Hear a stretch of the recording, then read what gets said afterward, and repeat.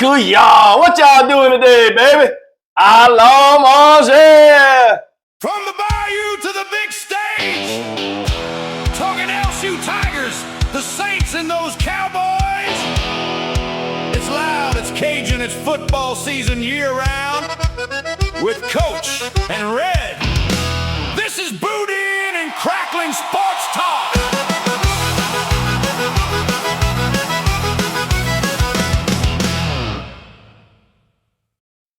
Welcome to Boudin and Crackling. Hey, I'm Coach. That's Red. Hey, today, baby, we getting started on this NFL season. We fixing to talk about NFL divisions and break down what we think of each one. Red, what we gonna talk about right now, baby? Coach, AFC East. The AFC East. Well, hold on. You're going to have to tell me which one we're talking about then, because I don't know. There's several of them. That could be a lot of them. You're going to have to narrow that down. The East. The East. All right, the East. Not the Beast either, that's for sure. Definitely. Well, hold on now. Hold on. I believe we can give the NFC least, as you call it, a hard time. I mean, the AFC least, my bad. We can give them a hard time, but where was New England at last year? Right. Where's Buffalo perennially at? Right. But are they really the AFC least? Every team has their questions this year. But that's every team in the league, though. In this division, every team has their big question. I mean, I agree with that, but it's June. What kind of problems are they going to have in New England dealing with their head coach? Loverboy? Loverboy. A Loverboy? Yeah. Hey, Loverboy. Come here, Loverboy. What's they gonna have to call him Coach Russini? Something like that. Russini. So where are we thinking this division is gonna go this year? Are they gonna be back in the top? Like, look, New England was there last year. Buffalo's been near the top for the last 3 or 4 years at least. Or are they coming down? I think Buffalo's going to be up at the top. You think Buffalo? So you tell it. So you predicting a little slide for New England? Yes. You don't think what is that quarterback? Drake maybe? Yeah, Drake maybe. Drake maybe? That's what I call him. You don't think he gonna sustain that? No. I think Joe Brady at Buffalo with Josh Allen. That's the LSU. I don't want to call him an LSU boy, but he kind of made a name for himself at LSU with Joe Burrow. Where he made his big name. Yeah, made his name at LSU. Josh Allen, and then you got A.J. Brown at receiver, right? Hey, they got somebody to throw it to now other than that Opelousas boy down there, that Keon Coleman. Hey, look, Keon Coleman can play now. Don't get me wrong. Look, I'm not disagreeing with you, Red. I think, look, it's hard to call a team that went to the Super Bowl a fluke or a one-hit wonder. But realistically, they had one of the weakest schedules in the NFL last year because of what I think they won 4 games or 5 games the year before. Yep. All right, so they had a weak schedule. And then when they come down in the playoffs, think about the AFC Championship game.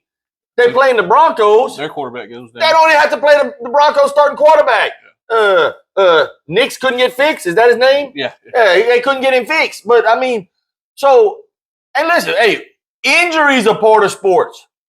The scheduling, the way the NFL schedules it, if you're a first-place team, you get a harder schedule. If you're a last-place team, you get an easier schedule. You can say, well, that's not fair. But it's also why in the NFL we see so much parity and so many teams go from worst to first and first to worst. Yep. All right, it's what keeps everybody interested. Keeps everybody even. Keeps everybody relatively even. Same thing with the draft order and all that kind of stuff. I'll say this. I agree with you. And listen, I don't necessarily think New England's going to be bad, but I think they caught fire last year. And they rode the wave, which, listen. Well, they also lost their number 1 target. New England did. Stephon Diggs. He's no longer on the team. Well, I agree with you. But, I mean, it's not like he had 2,000 yards last year. No. Listen, I'm not trying to throw no shade on New England or Drake maybe or Coach Russini or nobody like that. I think they're going to be decent. I don't think they're going to be in the Super Bowl mix this year. Now, Buffalo, on the other hand, I'm going to tell you about what I think about Buffalo. Number 1, You can add whatever players you want. They can add the receiver. They can add whatever they want. There is two people that makes them a Super Bowl contender on its own. Number one, the quarterback, Allen. Listen, when it comes down to it, and I'm not big on drafting quarterbacks from itty-bitty schools. I'm not big on that because I've always thought, listen, unless you're going up against defenses in the SEC or the Big 12 or the Big 10 or whatever, not necessarily Big 12, they ain't got good defenses, but out of a power conference, when you get to the NFL, them bullets going to be flying a whole lot faster by you. Too big a jump. That's a big jump. But Josh Allen has made the jump. Yes. Josh Allen has proven to be the man. All right.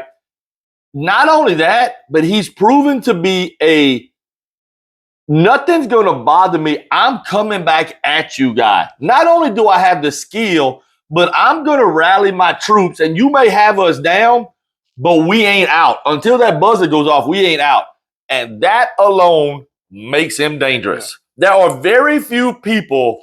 I mean, who has that? I don't know if I want to call it killer instinct, but can't be killed instinct more than him. Mahomes has had it for a couple of years. Yeah. I might go on the line and say Stafford to a certain degree kind of has that. Other than those two or three in the NFL, who has that? You not getting me. I'm coming to get you attitude. Burrow. I would say Burrow. I was thinking that, but he's been hurt so much. It's hard. You know, he did it that one year that they went to the Super Bowl. And Burrow's had some great years. He's had some great stats for the games he's played. Yeah. He has had that. Now, at the same time, does anybody have a better receiving duo than the Cincinnati Bengals? No, nobody does. And we'll get into that when we talk about the AFC North, the AFC York over there. Yeah. But Buffalo, I'm gonna tell you something else. When they host those January playoff games, they got a huge advantage. Yep. They got a huge advantage if I want to say San Diego, if the Chargers or if Houston or if anybody like that is coming, to their place, that is a huge advantage. There are only a handful of AFC teams that are used to dealing with that snow and that cold. And listen, Buffalo is a different kind of cold. I mean, it's just different when it's all said and done. That is a different kind of cold. I guess if we're going to talk about the division, we also got to talk about them other two teams, huh? Yeah, teams battling for the toilet bowl. Well, I don't know if I don't even know if they're battling for it. I mean, I think they're just knocking at the door trying to get in the bathroom. I'm just, hey, let me in. I got to go poop. I'm just telling you. Like, I need the Dolphins and the Jets. Red, I know you know, but all of y'all out there, on the count of three, tell me who the Jets quarterback is. 1, 2, 3. You don't know. I'm just telling you. Nobody knows. I know who it is. Geno? It's Geno. It's Geno 2.0. Yeah. Somehow, Geno Smith. Did we go back to 2014? I don't know. He done made the whole circle. It's like what is the Lion King, the Circle of Life? Yeah. He done made the Circle of Life. He started with, I don't know if he even started with the Jets, but he was at the Jets years ago. He crapped out there. He crapped out there. He crapped out there. He had a good season or 2 seasons, I guess, decent in Seattle. Yep. Went to the Raiders, crapped out there. I mean, history says he's probably going to crap out. Back in the day, they had a Rolodex. That was no, that's a toilet paper roll. Either way, by the way, it's always got to come from the top. It's always got, you don't come from the underneath. I don't care what nobody says. That's the rule. That's the rule. All right. How about them Fins? They're going to win 2 games this year, maybe. Man, I'm going to have to look at the schedule and find out what 2, because I don't know about all that. What 2 are they going to win? Who are they going to beat? The Jets once in Miami. They're going to beat the Jets once in Miami. You got somebody else they can beat? Let's see. Hey, while we at it, I did this with the Jets. Miami quarterback. 1, 2, 3. You don't know that either. You know why? Ain't nobody knows it. It's Malik Willis. It's Malik Willis. Hey, what has Malik Willis done in the NFL? The same stuff me and you did. No, I take that back. He drew a check. He's drawing a pretty good check. We ain't. But I tell you what, here's the deal. When we talk about the Jets and the Dolphins, this is for you, Red, for me, and for those out there in Never Never Land. Name me 3 players from each team. For the Dolphins? Either team. No. Crickets. Nobody knows. You know why? Because they are irrelevant. All right. They're honestly irrelevant. Look, Red got to look it up to find players. No. So. He's looking up their schedule. He's looking at it. He got to find that second game. Let me see who they got. They host the Raiders. They're at the Raiders. You think they're winning that? Raiders got a new quarterback. No. They not beating Mendoza first week. Nope. Go on. Find me another game. Nope, they win in one game, maybe. They host the Jets on November 29th. And I think they're going to win one. They're going to be number 1.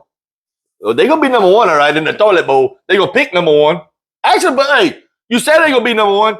They're going to be battling with the Jets. The good thing for Miami and the Jets, you know what the good thing for both of them is? There's 2 games that they got to play each other. That's 2 W's between them. Somehow they can split. Somebody's either going to have 2 wins or they got to be 1-1. So, hey, that's something to be said for that, right?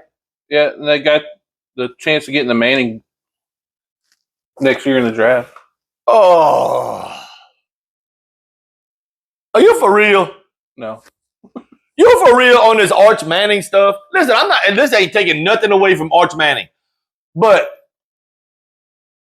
it looks like since he was a sophomore in high school, everybody wants to compare this dude to Peyton Manning. He's not. He plays quarterback like Cooper Manning.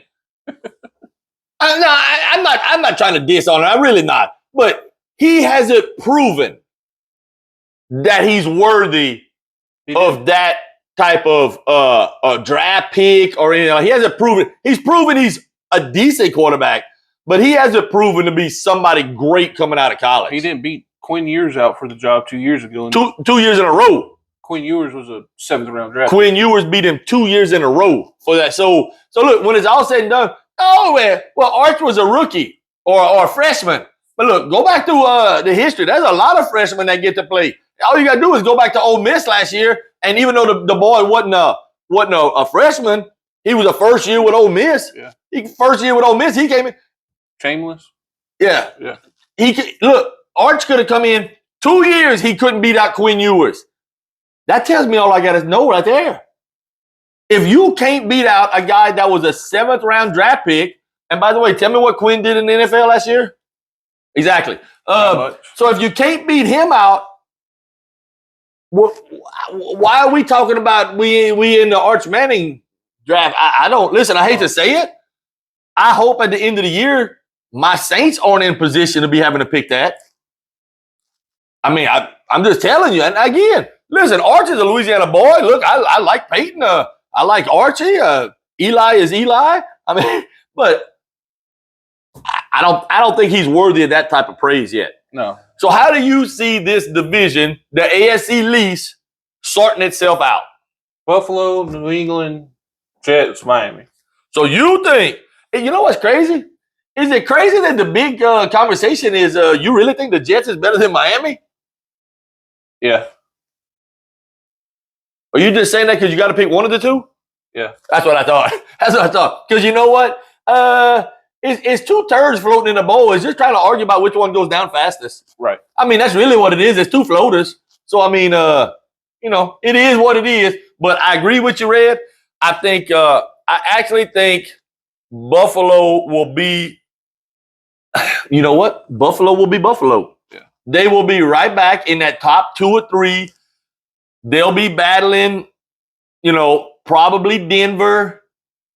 I had a conversation last night and somebody wanted to throw the Chiefs in there.